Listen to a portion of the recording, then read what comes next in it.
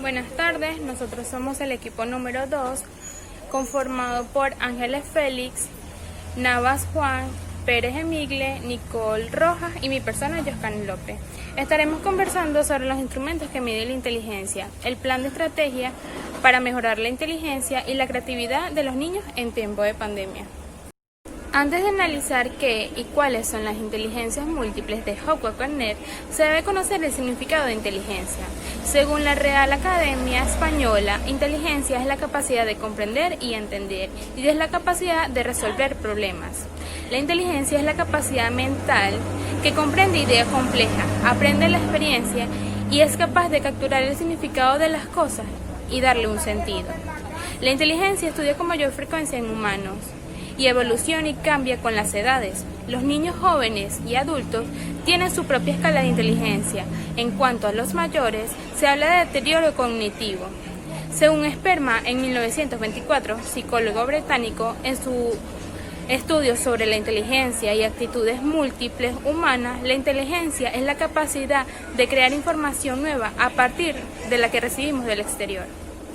¿Qué son las inteligencias múltiples? Las inteligencias múltiples hacen una referencia a un modelo de pensamiento que plantea la existencia de un conjunto de capacidades y habilidades que pueden ser desarrolladas por las personas en función de factores biológicos, personales y sociales.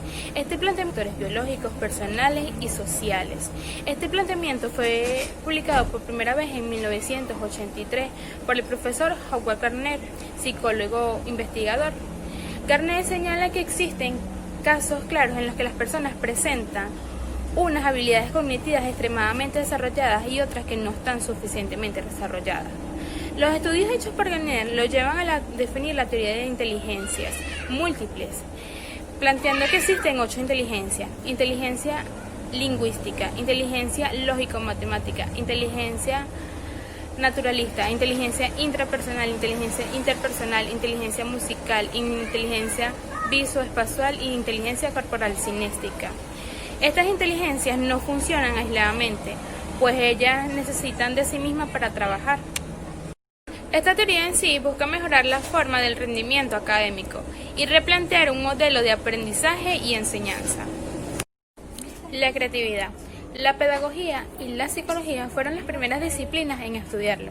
La creatividad es la capacidad o habilidad del ser humano en inventar o crear. Pueden ser objetivos físicos, ideas, representaciones o simplemente fantasía. Se trata de la posibilidad de generar lo nuevo, nuevos conceptos, nuevas ideas, nuevas asociaciones, lo cual conduce habitualmente a nuevas soluciones a los problemas. Relación entre creatividad, inteligencia e inteligencia múltiple.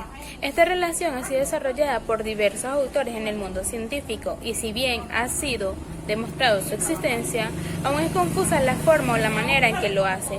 Por ejemplo, para Wilford en 1959, la creatividad hace parte de la inteligencia, considerando que una persona creativa debe ser inteligente, aunque no necesariamente una persona inteligente tiene que ser creativa. Para Steve Bernheim, en 1988, la inteligencia hace parte de la creatividad.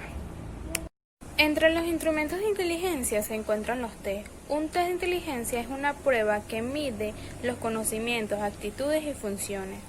Su característica principal es hallar el coeficiente intelectual a través de pruebas que midan la capacidad de asimilar, entender y elaborar información de una manera adecuada. Nosotros hemos tomado como instrumento la escala de Wechsler.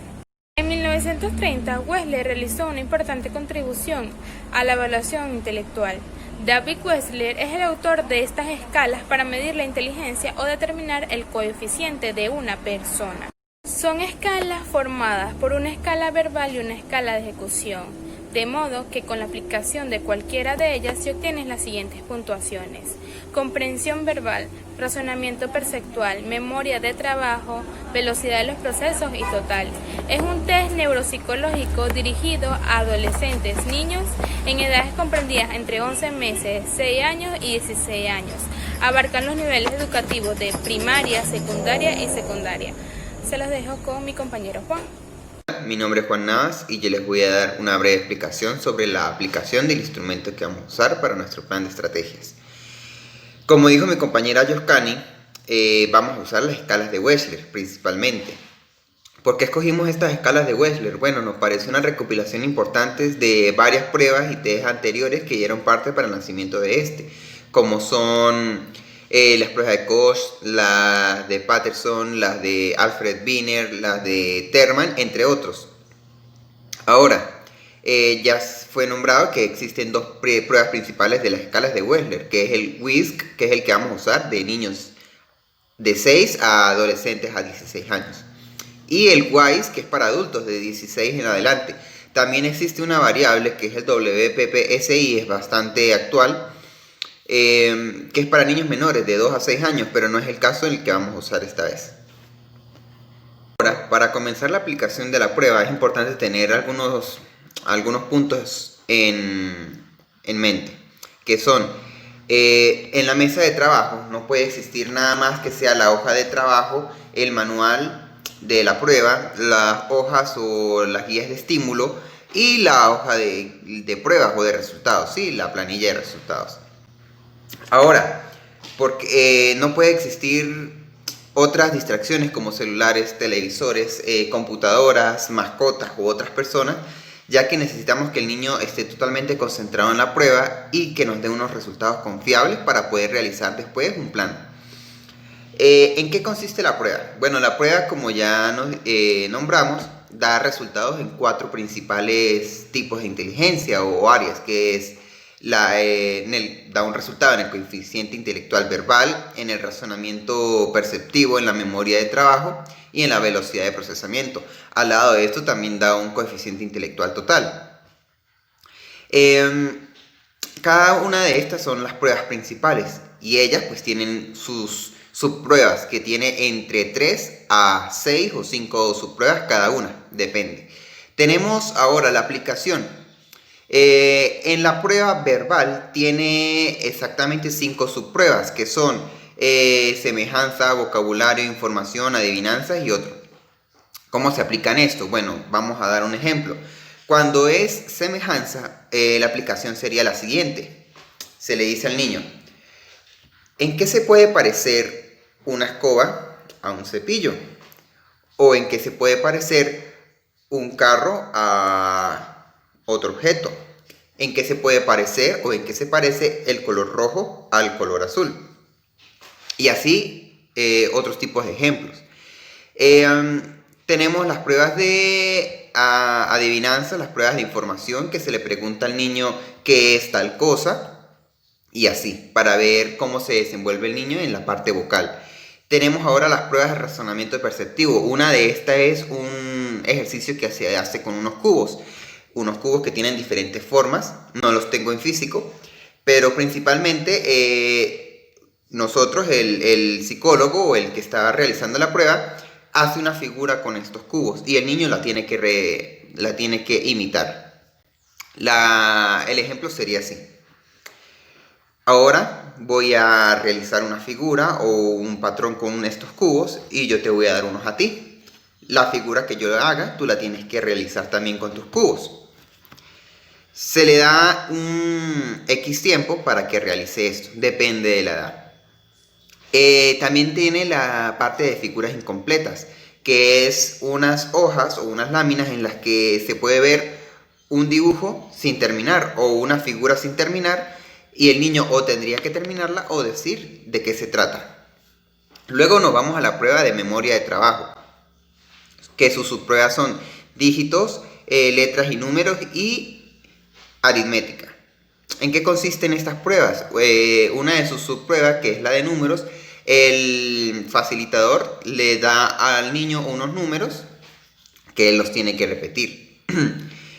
Por ejemplo, ahora voy a dictar unos números y tú los vas a repetir para ver hasta dónde puedes llegar. 4, 5. El niño responde. Luego podemos agregar otro. 3, 5, 8. Y así hasta llegar a un X número. También depende de la edad del niño y de la prueba que se esté aplicando. Otra variable es decirle al niño con los mismos números. Yo te voy a decir unos números y tú me los tienes que contestar al contrario, ¿sí? A la inversa. Un ejemplo: Yo te digo 4, 5, tú me vas a decir 5, 4, ¿ok? Y así vamos aplicando. Luego viene la de velocidad de procesamiento, que principalmente es darle entre algunas de sus subpruebas un panfleto, una guía aproximadamente grande, para que él identifique algunas figuras. Por ejemplo, en esta guía hay muchas figuras, quiero que en X periodo de tiempo identifiques todas las que sean animales o todas las que sean estrellas, y así se le da un periodo de tiempo al niño y se le retira la prueba. Luego vamos a la parte de los resultados. Después de cuantificar y ir anotando todas las respuestas que tiene el niño, vamos a una hoja que es la planilla de resultados. En ella vamos plasmando cada uno de los resultados, los valores que el manual nos va ayudando a esto. El manual tiene sus parámetros y con él nos vamos ayudando a obtener los resultados. Después de hacer algunas cuantificaciones, algunas sumas, restas, pues vamos obteniendo lo que son los resultados total para cada prueba, para el total y para cada subprueba. Luego de esto viene algo muy interesante, que es lo que más nos llamó la atención de estas escalas de Wechsler, que nos dice las debilidades y las fortalezas del niño. Por ejemplo, que es el que se va a usar, o un niño le dio una debilidad de repente en la memoria de trabajo, ¿sí? Tuvo una debilidad en recordar algunos números, pero pudo tener una fortaleza en lo que es la velocidad de procesamiento. Entonces esto nos sirve para en el plan de estrategias realizar un plan acorde para cada niño diferente. Si el niño tiene una velocidad de procesamiento bastante buena, por encima del promedio, que es lo que refleja la planilla, podemos estimularla para que se desarrolle más todavía, o si tiene una debilidad, trabajar en ella para que ya no sea debilidad, ¿sí? Junto con esta prueba podemos realizar algunas otras pruebas o test que nos pueden ayudar a conseguir resultados un poco diferentes, que nos pueden también ayudar para el plan de estrategia, pueden ser algunas pruebas proyectivas, como es el caso de repente del test de Bartek o un TFH, que es el test de la figura humana. ¿Qué nos puede arrojar un TFH de repente que nos pueda servir en un plan de estrategias para estimular la inteligencia y la creatividad? Bueno, este test nos puede arrojar de repente si el niño tiene alguna contrariedad o algún problema con la madre o con el padre, si vive en un hogar disfuncional, si tiene problemas en su orientación, en su personalidad o en su orientación sexual, también puede ser, o muchas otras cosas que nos pueden ayudar a reforzar ese plan de estrategias para que sea lo más eficaz posible. Obteniendo este resultado, pues como ya vamos a ver en lo siguiente, vamos a realizar el plan de estrategias. Los dejo con mis compañeros que se lo voy a detallar. Hola, mi nombre es Emilia Pérez y voy a dar continuidad con lo que es el plan de estrategias para mejorar la inteligencia. El cuadro consta de lo siguiente: una unidad temática que lleva por nombre inteligencia, el contenido a trabajar, que se divide de la siguiente manera: proyecto CEPRUM, fundamentos del proyecto CEPRUM, beneficios del proyecto CEPRUM, enseñar con todas las inteligencias y procedimientos de evaluación. El tiempo determinado del plan de estrategia es de 1 hora 20 minutos. El objetivo terminal es estimular las habilidades intelectuales generales, comprensión verbal, razonamiento perceptivo, y habilidades del procesamiento cognitivo como lo es la memoria de trabajo y velocidad de procesamiento. Esto es lo que arrojó la aplicación de los instrumentos a los participantes. El plan de estrategia se trabaja de la siguiente manera: establecemos unos objetivos específicos, luego un contenido, posterior a ello unas técnicas estratégicas, los recursos, el modo de evaluación y el tiempo determinado para realizar las actividades. En el objetivo número 1, que son los objetivos específicos, el número 1 es el siguiente: cambiar los estereotipos sobre la inteligencia. El contenido, el proyecto CEPRUM, técnica estratégica, rincón de lectura con todo tipo de libros. Los recursos para esta actividad es un espacio con libros y cuentos, ya que esto le va a dar al niño una capacidad de sentirse cómodo y de poder interactuar de una forma, digamos que necesaria y que a su vez le brinde confianza. La manera de evaluación de este contenido es formativa y sumativa y consta de un tiempo de 20 minutos. El objetivo específico número 2 es el siguiente: cambiar el enfoque de evaluación. El contenido es fundamentos del proyecto CEPRUM. La técnica estratégica que se implementó en este contenido es de espacios con juegos de mesa, ajedrez y legos. Los recursos a utilizar en este contenido para ese tipo de técnica estratégica son los legos y tablas de ajedrez. La manera evaluativa de este contenido es de la siguiente forma: sumativa y formativa, y consta de un tiempo de 20 minutos. El objetivo específico número 3 es estimular el interés por hacer descubrimientos. El contenido, beneficios del proyecto CEPRUM. La técnica estratégica es juegos de memoria y cuentos con modificaciones. Los recursos de esta técnica son los siguientes: juegos de memorias y cuentos ya narrados con modificaciones. La manera evaluativa de este contenido es de la siguiente forma: es formativa y sumativa, y tiene un tiempo para realizarlo de 20 minutos. El cuarto objetivo es resaltar los puntos fuertes y capacidades destacadas. El contenido, enseñar con todas las inteligencias. La técnica estratégica de este contenido es la siguiente: llevar diario, es grupal. El recurso es un cuaderno. La manera de evaluación es formativa y sumativa y consta un tiempo de 20 minutos para ser realizada. El último, y para cerrar, objetivo es enseñar cómo pueden utilizarse los puntos fuertes y los puntos fuertes en otras áreas. El contenido es tipo de evaluaciones del proyecto CEPRUM. La técnica estratégica es la búsqueda del tesoro, promover la autocrítica, ayudar a asimilar lo aprendido y cómo aplicarlo en otras áreas. Los recursos de este contenido son objetos para esconder y el mapa del tesoro. La manera evaluativa de este contenido es formativa y sumativa y lleva un tiempo de 20 minutos para su realización. Posterior a esto, los dejo con mi compañera Nicole, que les va a hablar sobre el soporte teórico de este plan de estrategia.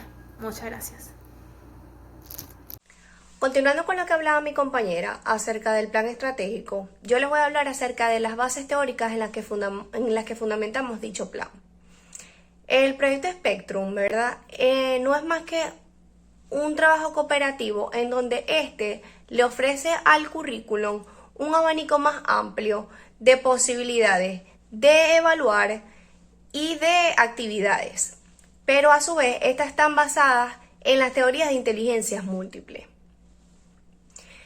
Uno de los enfoques más importantes que tiene el proyecto Spectrum, o que nos exige el proyecto Spectrum, es la observación directa y a su vez el descubrimiento de las habilidades de los estudiantes, porque en base a eso es que vamos a forjar el plan.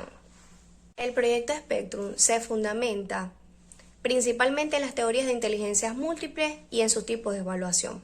Por otro lado, los materiales que vayamos a utilizar deben estar diseñados para descubrir las capacidades de cada estudiante y a su vez determinados dominios para estimularlo. El proyecto Spectrum se fundamenta también en la participación activa de los estudiantes, del enfoque individualizado y también de un aula estructurada con un ambiente diseñado para descubrir. Algunos de los beneficios que nos aporta la utilización del proyecto Spectrum es que modifica el enfoque de los tipos de evaluación, intenta cambiar los estereotipos atiende a múltiples o una diversidad de estudiantes, tiene múltiples entradas al currículum, tiene un abanico muy extenso de tipos de evaluación y también de actividades, reconoce las fortalezas que tiene cada estudiante y también nos enseña a que las puedan utilizar no solamente dentro del aula, sino fuera de ella. El enseñar con todas las inteligencias, se emplean materiales, ¿verdad?, diseñados para estimular todas las inteligencias en los estudiantes. Pero se hace desde el descubrimiento, o sea, el aula se hace de una forma estructurada en base a las teorías de inteligencias múltiples para que los niños actúen desde el descubrimiento, desde su propio interés.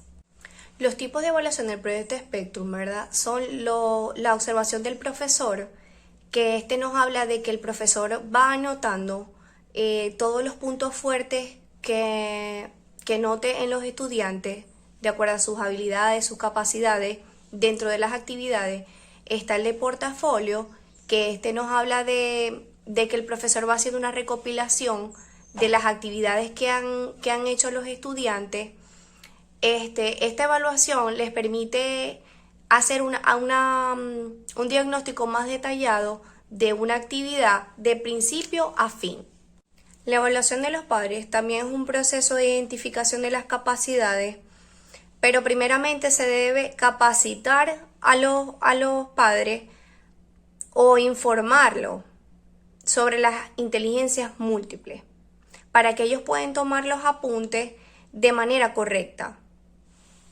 Está también la evaluación de los estilos de trabajo, que esto básicamente se trata de tomar apuntes de cómo los estudiantes realizan sus actividades, con qué interés, con qué persistencia y con qué facilidad.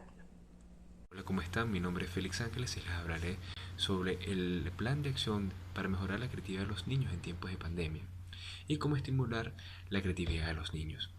Como líneas generales, tomo como premisa el estudio de dos profesores universitarios, ambos profesores de Harvard, como son Aaron Nelson y Susan Gir, los cuales idealizaron un método para el aprendizaje de la memoria, el cual consta de 3 partes, como lo son la organización, hábitos de aprendizaje y objetivos a futuro. Los desglosan de la siguiente manera.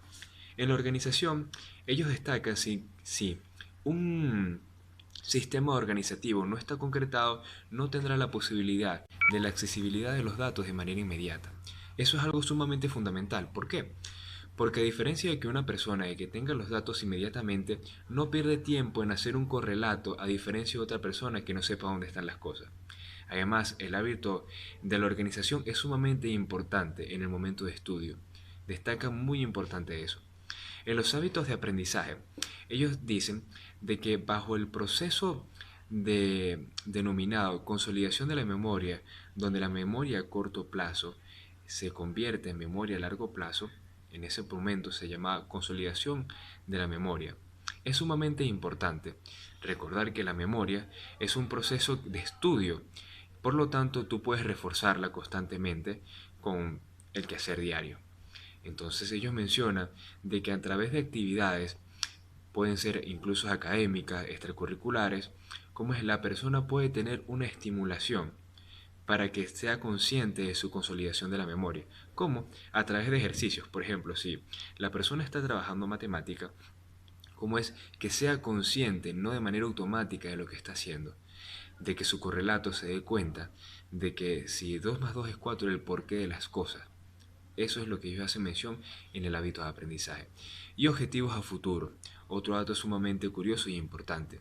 ¿Por qué los objetivos a futuro? Bueno, porque ellos mencionan de que una persona debería tener objetivos a corto, mediano y largo plazo. ¿Con función de qué? Desarrollo, crecimiento personal, y que objetivos a futuro, como es, resalta y recalca los objetivos mencionados, como son el hábito de aprendizaje y organización. En el caso de los niños, ¿cómo se adapta esto? De muchas maneras. Es sumamente, yo cuando lo leí me pareció sumamente importante. ¿Por qué? porque tú puedes articular este método que es general a los niños y en tiempos de pandemia es perfecto. Recordar que los niños, entre más joven, más temprana sea su edad, es más fácil la manipulación a aprender muchas cosas. Es por eso que por ende la organización es sumamente fundamental.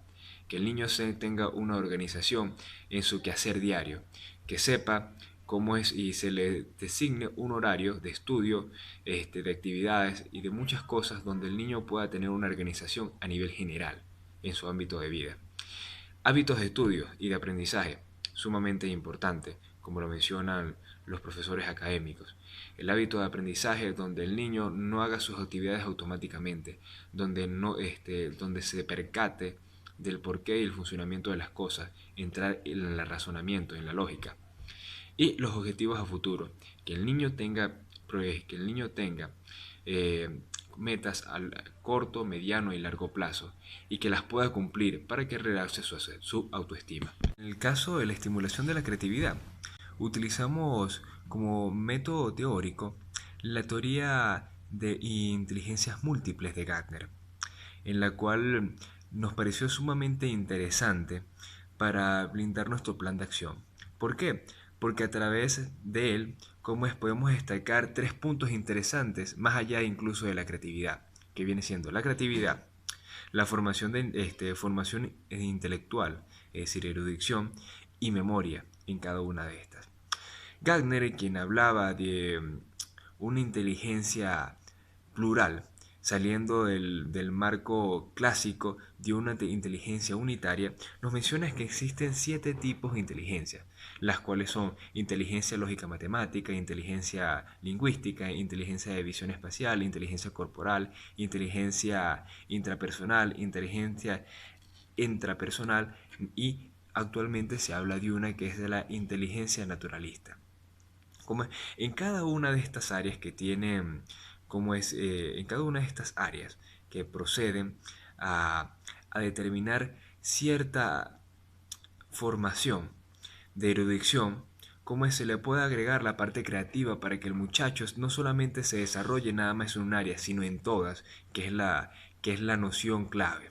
En el caso de la lógica matemática, a través de ejercicios matemáticos donde se fomente al niño a que resuelva y poco a poco irle incrementando el grado de dificultad, el niño pueda ser creativo y desarrollar un pensamiento lógico matemático. En el caso de la inteligencia espacial, es toda aquella que tiene que ver con las partes de las pinturas. El niño logra recrear dibujos, pinturas, y logra hacer muchas actividades donde se le fomente crecer en la parte creativa, en la parte artística. En la parte de inteligencia corporal sinestésica es toda aquella que está ligada en la parte del deporte. Y no solamente en la parte del deporte, sino también en la parte del baile. Crear actividades psicomotoras donde el niño se sienta a gusto y permita tener un crecimiento creativo y de memoria. En la parte intrapersonal y extrapersonal, las voy a unir porque se recuerda lo mencionado al principio en las generalidades de los profesores de Harvard, como es sumamente importante, porque con esta podemos determinar lo que hablábamos en la última función de planes a futuro, porque aquí podemos colocar a que el niño tenga planes a corto, mediano y largo plazo, para que él se sienta gusto resolviéndolos poco a poco y logre un entusiasmo de creatividad, no solamente de creatividad, sino de incluso formación intelectual a través de ellos. En el caso de la inteligencia naturalista, que es la que actualmente se denomina como nueva, es sumamente importante porque es aquella que se le denomina que te está ligada con la fe y no solamente, sino en contacto con la naturaleza. Actualmente existen muchos hallazgos, como es en la parte de neurología, donde destaca que la meditación es sumamente importante para tener un contacto más hacia la fe e involucra el crecimiento de toda una de estas inteligencias mencionadas. Por lo tanto, destacamos que también la meditación en un niño es sumamente importante. En el caso de la inteligencia musical, existe un fenómeno también denominado fenómeno de Mozart, como el cual permite que el niño nada más con escucharla recree y tenga nuevas capacidades lógicas. El simple hecho de escucharla produce ciertas cosas a nivel de la corteza cerebral, el cual ayuda no solamente en la parte de lógica matemática, sino en cada una de estas.